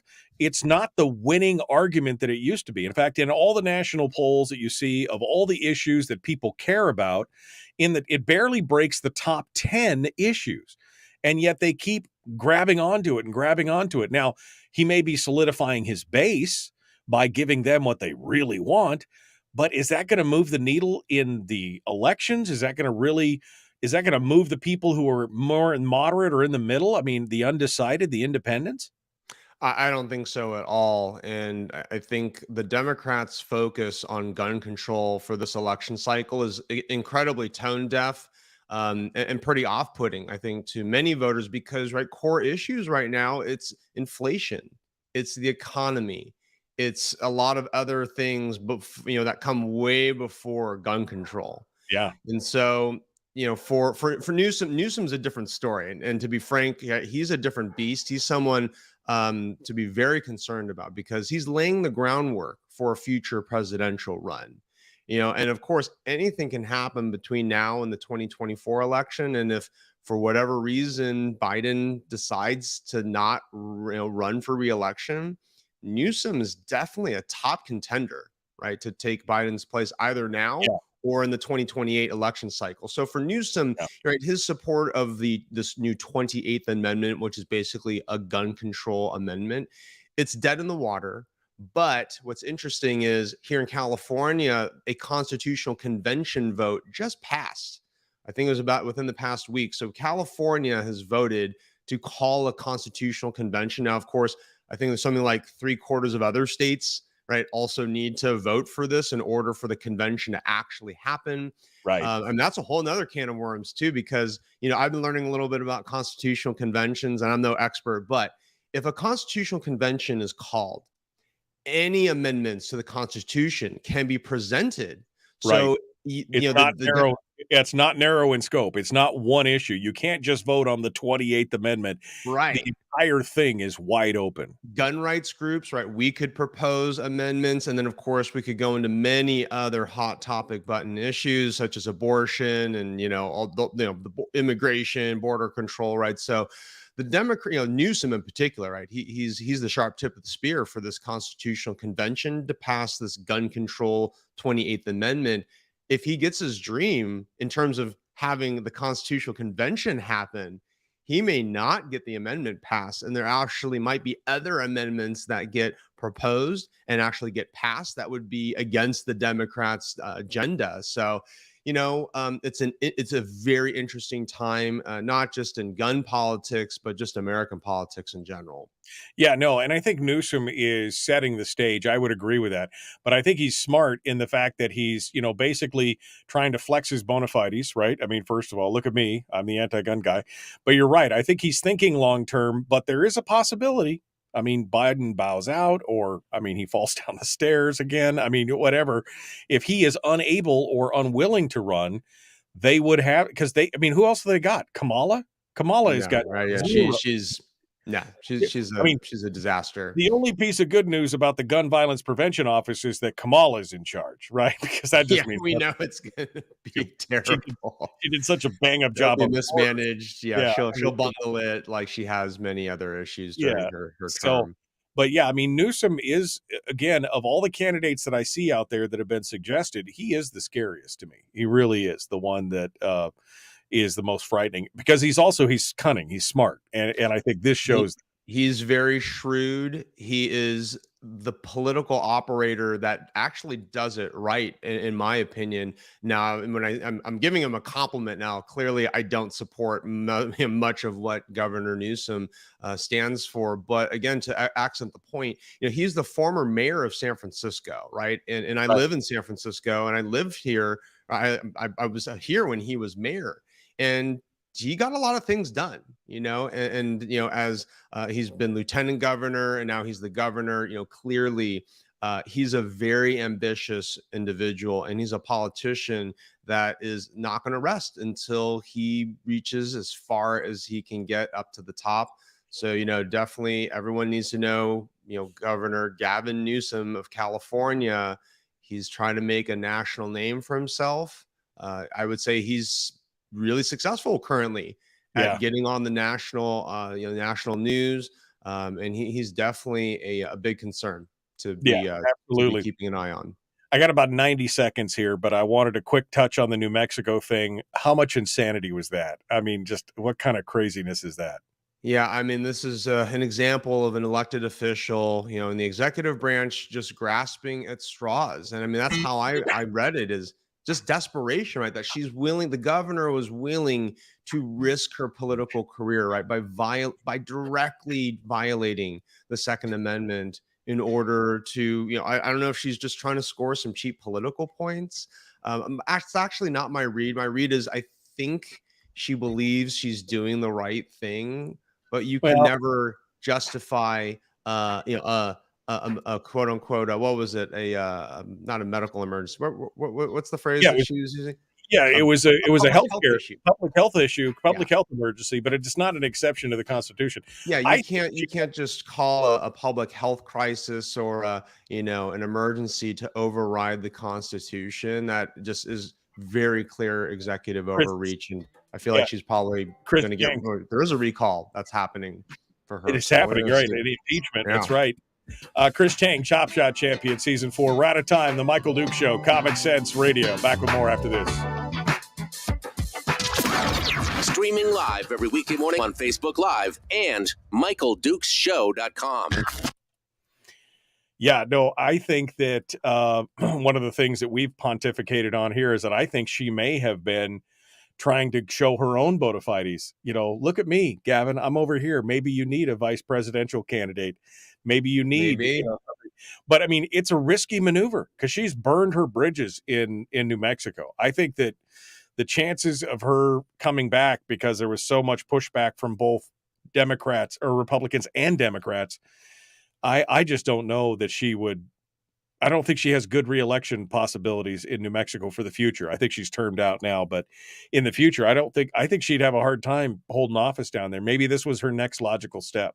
Yeah, perhaps. I mean, I think the reality too is that some voters have short memories, right? So they may either not care about this issue or they may forget about it. I mean, if the governor plays this smart, right? If she just needs to lay low, right? I mean, it's the classic playbook of, at least for me, I would say, like, you just need to be quiet, lay low, go do some other good thing, go do some good things, right? That will push the bad news, right, off the first page Google results, and then pray, right, that next time you want to run for office, that the voters will forget about how you violated the Constitution. But yeah, I mean, that's a stretch. That's a big stretch. Yeah, no, I think she doubled down because as soon as the injunction came through, she rewrote the order to now, it only applies now to parks and whatever in the thing, which is still blatantly unconstitutional. So, I mean, she's going to face there's going to be another court challenge on that. So, I don't know, man, but people were just looking at when David Hogg says this is bad, right? There is no exception in the Constitution for a medical emergency. When David Hogg and Ted Lieu are like, no, you got to be like, what did you do? What you crossed the Rubicon, and you probably ain't coming back from that. It's insane, man. That's just not. And the thing is, she looks right at the camera and says, this is the right thing to do. She chastises the sheriff, where the sheriff says, I'm not going to do this because this is unconstitutional. And she says, I don't need a scolding or to be educated on the Constitution from the sheriff. He needs to enforce the law. If the law is he swore an oath with the law unconstitutional, he has a duty not to support it. So, I mean, I think a lot of times, I think there's a combination of things, but that power, man, it goes right to your head. And when you can see what you can do when you have emergency powers, oh man, they love to do that stuff. Chris, final things. What else? Anything else you got going on that we need to talk about next time we get together? Yeah, let's see. Some new videos have started trickling out from the National Shooting Sports Foundation. These are new shooter videos, right, to help make that first time shooting experience a great one. Mostly talking about like what to expect at the range and the kind of people that that a new shooter is going to interact with.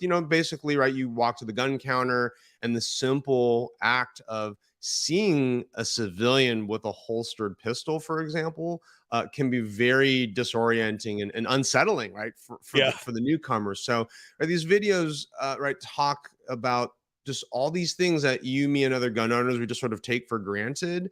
I mean, simple things like when you go to the range, it's going to be loud because there are gunshots, right? So you need to have good hearing protection, but right, just some of those real bread and butter basics that get sort of, I think, get glossed over. Gun owners, we just sort of don't think about talking to new gun owners or new shooters about, like, that's what these videos are going to focus on, again, to make sure that first shooting experience is a great one, to make sure that they keep on coming back for more. Yeah, we forget that first experience that we may have had, or for those of us that were raised in the gun culture, it's just natural for us. It's not, you walk into a gun store, you can expect every employee will be armed, and you're just like, I see it and I get a warm fuzzy, but I could see as somebody who is gun curious would be like, whoa. Yeah, good, exactly. Good. If they don't see a person with a badge, right, that has a gun, like, then it's a foreign concept to them. But right, there's plenty of civilians like you, me, and others who, right, have holstered weapons, at the range, right, sometimes out in public if you're an open carry state, et cetera, et cetera. So these new videos from the NSSF, are going to make a big difference in that new shooter first time experience. And those are all up on the NSSF's YouTube page, right? Yeah, exactly. NSSF.it/Top Shot Chris. NSSF.it/Top Shot Chris. Okay. Good. Well, it's good. Yeah. Well, my friend, as always, it's a pleasure to speak with you. Sunny California and all that, and whatever all the stuff you bring to this. Thanks for coming on today. I love it. Thanks as always for having me. We'll talk to you next month. Okay. Bye-bye. Thanks so much, Chris Cheng, Top Shot champion, season 4. Hey, look at that! Just in time. Just in time. Let me fix this. I know Willie is coming. The phone's going to buzz here any second. All right, here we go. The Michael Duke Show. Common sense, liberty-based, free-thinking radio. Like and share. Like and follow. Subscribe. Ring the bell. I got to pull all this stuff down here. Oh, there we go. All right, getting to it. Phone's buzzing. Ready to go. Willie Waffle. Let's do it, Willie. Here we go.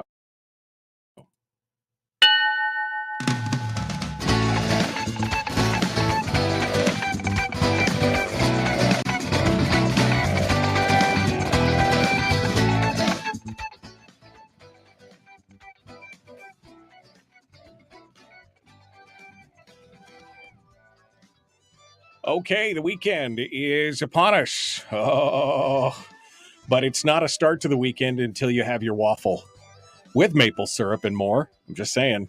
I'm sure he's delicious that way. Willie Waffle, wafflemovies.com. Hello, my friend. Isn't that like the perfect way to start a weekend? Like just like a really awesome breakfast? Because let's face it, during the week, who has time for breakfast, right? I know. You're lucky if you grab a donut, you grab a bagel, you whatever it might be. No, on the weekend, we sit, we make waffles, and we enjoy ourselves. I haven't had a waffle in forever. I mean, it's got to been years since I had a waffle. What my wife and I do on the weekends, see there what I did there? Yeah, baby. We have the avocado on toast, smashed avocado. Nice. With some everything bagel seasoning and some fresh bacon, and that's breakfast. It's delicious. I mean, it is so good. That's awesome. Yeah, I look forward to it. Yeah, I don't know who these people are who hate the millennials for giving us avocado on toast. No. This was a good thing. Oh, that's not a millennial thing. My grandfather it kind of was. My grandfather was doing avocado on toast when I was a kid 35, 40 years ago. This is not anything new. So it's trendsetter. Yeah, trendsetter. That's right. It's something we've been doing for years in my family. All right. Well, hey, let's get into it. Let's talk about the headlines. What do we got? We got Beetle, come on. Beetle guys. Okay. Oh, you want to start with Beetlejuice? Okay, we'll start with Beetlejuice. All right. So this is a hilarious story in my mind. So Tim Burton's been out there doing interviews, talking about, Beetlejuice and some of the things that are going on. And he dropped the bombshell. He said, yeah, when the writer's strike kicked in and we had to shut down production, we only had like a day and a half left to go. What? They were almost done? They were that close to done? So close. So close. He's like, man, like I'm 99% done. We just got to put everybody together for the last 2 days. And I'm thinking, well, here's the problem. For people who have heard about this or listened to us and remember this story, stuff got stolen from the Beetlejuice set. Like a big statue got stolen. Some of the props from downtown got stolen. They're going to have to find those before they can go back into production, or at least replace them very, very, very quickly. Yeah. Oh man, what a bummer. All right. Well, but that isn't that the thing? Oh man, we were all ready. We were just like 1 day from wrapping, and now you got to pull it all back together. Yeah, and they've been delayed for almost 4 months now. Yeah. Over 4 months, actually. Yeah. Good cast, though. Michael Keaton, Winona Ryder, Catherine O'Hara, Jenna Ortega, and William Dafoe. Oh, yeah, man. That's the one. That's the first time I've heard he's in the movie. Yeah, that's going to be awesome. That's going to be awesome. He does creepy like nobody else, so I can't wait to see what he's doing in that. All right. I know you've been wanting to talk. I know I kind of blocked you there. Vanna White. That's all right. Vanna White gets paid. Dollar bills, y'all. Yes. Vanna cut a new deal. When Pat announced that he was retiring, that would be Pat Sajak to those of you who aren't on a first name basis with him like I am. When Pat decided to retire, one of the things that came out was that Vanna wants to keep going. And Vanna wants a big fat raise because it turns out she hasn't had a raise in like 20 years or something. And, She was making a lot less than Pat too. Yeah. And she went for it, man. She started playing her cards. She started working the PR machine. She started to remind them that, hey, you already are risking the fact that people might leave because Pat left. Right. What do you think is going to happen if both of us leave? And she got herself a raise. Now, not quite to Pat Sajak levels.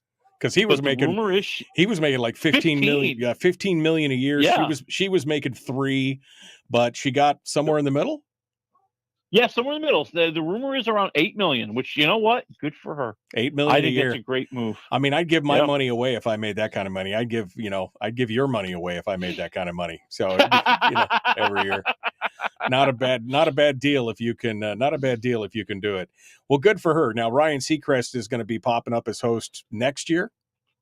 Yep, and then Vanna says she's staying for at least 2 more years. All right. Well, hey, another 15 million in the bank. What more could you ask for? There you go. All right. I think it's great. Yeah, no, it's good stuff. Sports. I don't care about sports. Why do you even put this stuff on the list? Why? Why do you? Because there might be other people that care. Okay. I know. I don't care about sports, but Max is doing it, right? This is your signal, if you haven't already gotten it, that television is moving to the streams forever and ever. And yet, starting October 5th, Max, the big streaming service that used to be HBO Max, is adding what they call the Bleacher Report Hub, which is going to have dedicated live sports, NBA, NHL, Major League Baseball, 24 hours of Le Mans. They're going to bring it. They promise over 300 quote-unquote games per year. And it's going to be free until February 29th, when they're going to start charging you $10 a month. And that happens to be when college basketball season really kicks in and March Madness kicks in. And right. Yeah, they're thinking that you're going to pay the $10 for that. Right. The first taste is free, and then we start hitting you for March Madness, getting ready for March Madness and all that. But they're also doing not just sports. They're actually going to do what? They have another hub? Yeah, CNN. For CNN? Yeah, they have.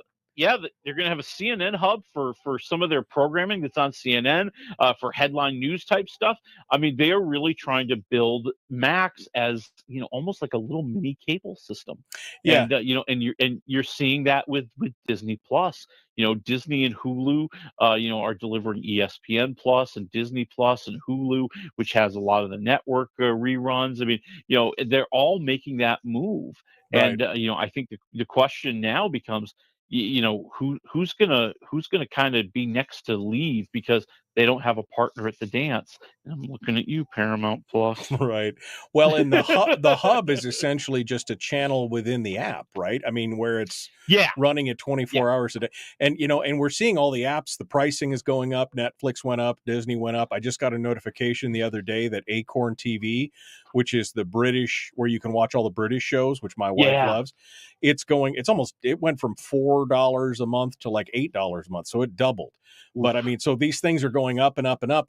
I mean, I used to brag about the fact that I spend half of what I spent on my old cable bill and I get to watch more of what I want to watch.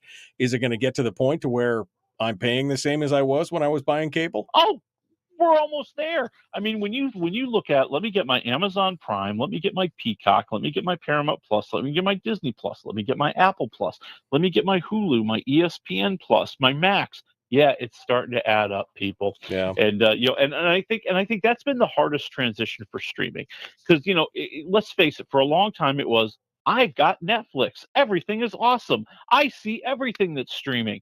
And now there's just so many other things that are out there, so many other options that are out there. You just can't keep up.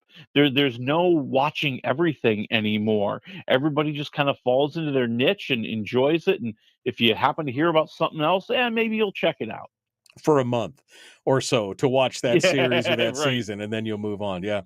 Well, interesting. Max is definitely, I'm still trying to decide, because Max is also Discovery, and I have both the Max and the Discovery Plus app, and I'm like, I need to kill Discovery Plus because I get all that stuff over here. So why bother? Well, almost all of it. They were sneaky. They knew there were some things they wanted to keep on Discovery Plus to keep some of that cash coming in. So, you know, Yeah, I don't know what's hey, missing. I don't quite honestly don't know what's missing at this point. yeah, But yeah, but you know, never underestimate the ability of a corporation to squeeze more money out of you, my friend. never. Final word. We were getting word last night, and I don't know if you've done reading any papers this morning or not. I know it's kind of early, but I know last night they were in a hot and heavy discussion about the writer's strike. Are they going to have a resolution this morning, today? Did it happen last night? I mean, You know, I haven't seen yet. I mean, I literally have just been running around. I haven't seen the news, but you know, as things were happening yesterday, all the big studio heads were in the negotiation. That's usually a sign that we're pretty close. That now the players are involved rather than just their representatives. And the word had been floated out earlier this week that this is the negotiation that could possibly end the writers strike, which would be a big deal. I mean, the actors are still going to be on strike, but you're going to kind of see the pipeline open a little bit. Yeah. All your late night shows are going to come back. Your daytime talk shows are going to come back. Drew Barrymore will be able to walk down the street without being assaulted by picketers anymore. I mean, it's going to be a whole new day. it's a new day in Hollywood. All right. Well, I mean, that's good for those of us that enjoy Hollywood's entertainment. Most people probably don't care, but it means we won't at least be in rerun hell for the, part of the winter. We will, because it's going to take them a while to gear back up, but it won't be it won't be long. It'll take them a while. I'll drop the piece that will make everybody here who's listening happy. It means they can start writing Yellowstone season 5, part 2. Nice. That's what I'm waiting for. That's what I'm waiting for. At least wrap it up for me. That's all I care about. Don't leave me hanging. Don't leave me hanging. All right, on to the movies. Expendables 4. The most ridiculous movie series in history that's still so enjoyable. Give it to me. It is. I mean, but I think that I feel like the bloom is off the rose a little bit, Like, when the first one came out, of course it was horrible. Of course it was over the top. But, dude, it was Sylvester Stallone doing it again. It was Arnold joining in, doing it again. It was Chuck Norris in there doing it again. And as the years went on, we got Mel Gibson and we got Bruce Willis and we got all sorts of folks. Pardon me. And it was fun. But, well, not as many of them are involved anymore. And they've been replaced. They've been replaced by 50 Cent. They've been replaced by Megan Fox. Wait, what? Megan Fox. You can expend her all you want. That's fine with me. She doesn't bother me. I just, Yeah. I mean, I just don't think it would be very comfortable to be fighting the bad guys wearing a crop top and leather pants. That's just me. Yeah. But I'd like a little armor. It works for her. Can I have some armor, please? Just give me some armor. That's like those video games that that you grew up with, that I grew up with anyway. Here's your armor for the guy, and it's this big brutish chest plate. And here's your armor for the girl character, and it's like a steel bikini. You're like, that doesn't make any sense. Exactly. That doesn't make any sense. I mean, come on. I want, Anyway, okay. And that's pretty much what she's wearing, and and I know this is going to be surprising, but the plot is there's a bad guy, and the bad guy is trying to get detonators for nuclear warheads. Of course he is. So the CIA, yes, and the CIA has hired the Expendables to save the day. Of course they have. And yeah, and then they're going to start kicking some booty, and a lot of stuff's going to blow up, and you're going to sit around going, who are all these new whippersnappers out there? Yeah, I know. Who are these people? They're good. Like Tony Jaa. I actually am a fan of his. He's kind of like a martial arts expert, awesome kind of guy. And he joins the Expendables in this one. You're like, I don't know who he is. I mean, he's pretty cool, but I don't think he's Arnold Schwarzenegger. And I think that's what they're going to be fighting. And I think that's the sign that it's over. And even Sylvester Stallone has said, this is it, people. We're done. We're done. Done. All right. Well, -1 to 4 waffles on the Expendables. Well, I got to go 1.5 because, even the fight scenes are predictable. What is that all about? Oh, man. Come on. All right. Yeah. Finally, the one I kind of been waiting for, the new Peacock series, The Continental. It's a prequel to John Wick. You learn the origins of Winston, the manager of the Continental. I am intrigued. I think it's a decent series. Now, when I say series, I think that's probably pushing it. It's more of a mini series. It's 3 episodes, but each one is like an hour and a half long. And it is, like you said, it is the story of young Winston. And we see him plotting revenge on the man who got into a huge dispute with his brother. That man being the current owner of the Continental Hotel, Cormac. Yeah. Played by Mel Gibson. Mel Gibson. Which is just like, Yep. yes. Oh, man. And he is an over-the-top senior and chewing bad guy. Okay? Yeah. Like, there's bombast, and then there's Mel Gibson times 20. And that's what you're getting here. Okay? And yes, and you're getting, I think, a little bit more serious tone than the John Wick movies. They can't quite go as over the top with the crazy violence and action, but they try. They try. They spent every dollar of that budget, baby. Okay, they probably stole some money from underneath the rugs or something. Right. But and I like this guy, this Colin Woodall, who's playing young Winston. I mean, he really does kind of do a decent impression of the man that we know, right? He kind of gives them the voice. He kind of gives them the mannerisms. He can't go full on because, those things develop over time, but he gives you the hints of that. And you get the hints of like, Lance Riddick's character. We get a younger version of him. And then we get a whole bunch of other crazy, wild characters that are making up this underworld New York scene. Like, gosh, I want to say it was either like 79, 80, 81, somewhere in there is when the movie's set. And I remember New York City was a cesspool then. and they really do a great job of portraying that. Nice. Well, I know you're not a huge fan of the John Wick franchise. I'm not. But give me a waffle meter here. -1 to 4. Where are we at?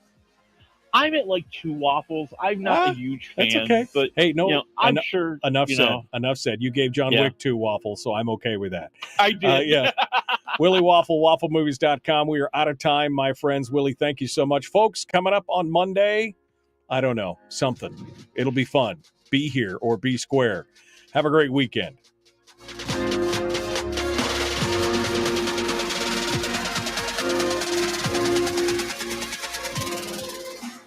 All right. So again, we know that you are not a John Wick fan. Okay. I mean, no, I'm not.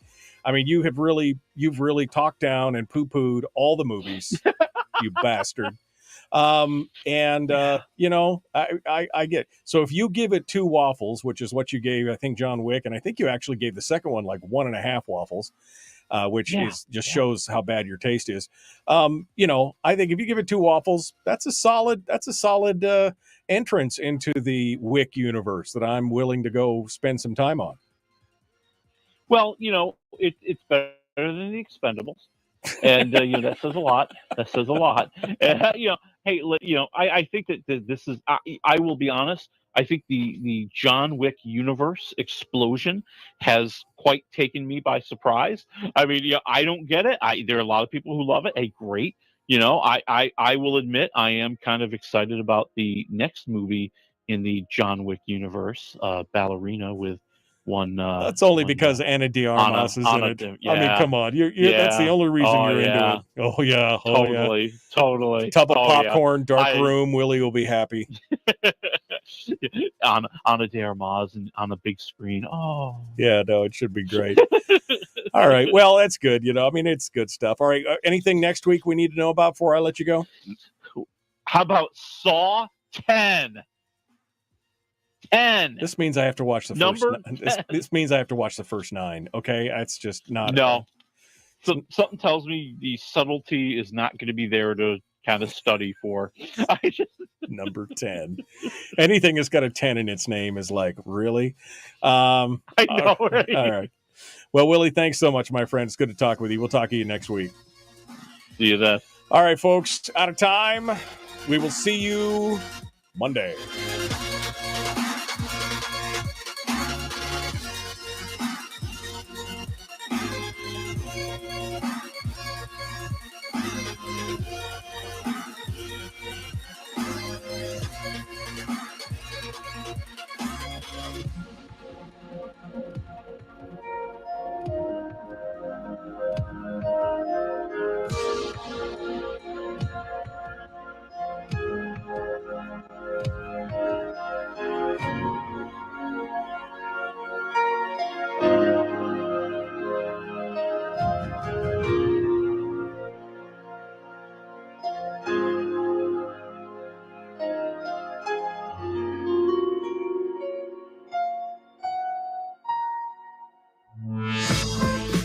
We've shed our terrestrial radio skin, and now we are slimy lizard internet people. It's the Michael Duke Show.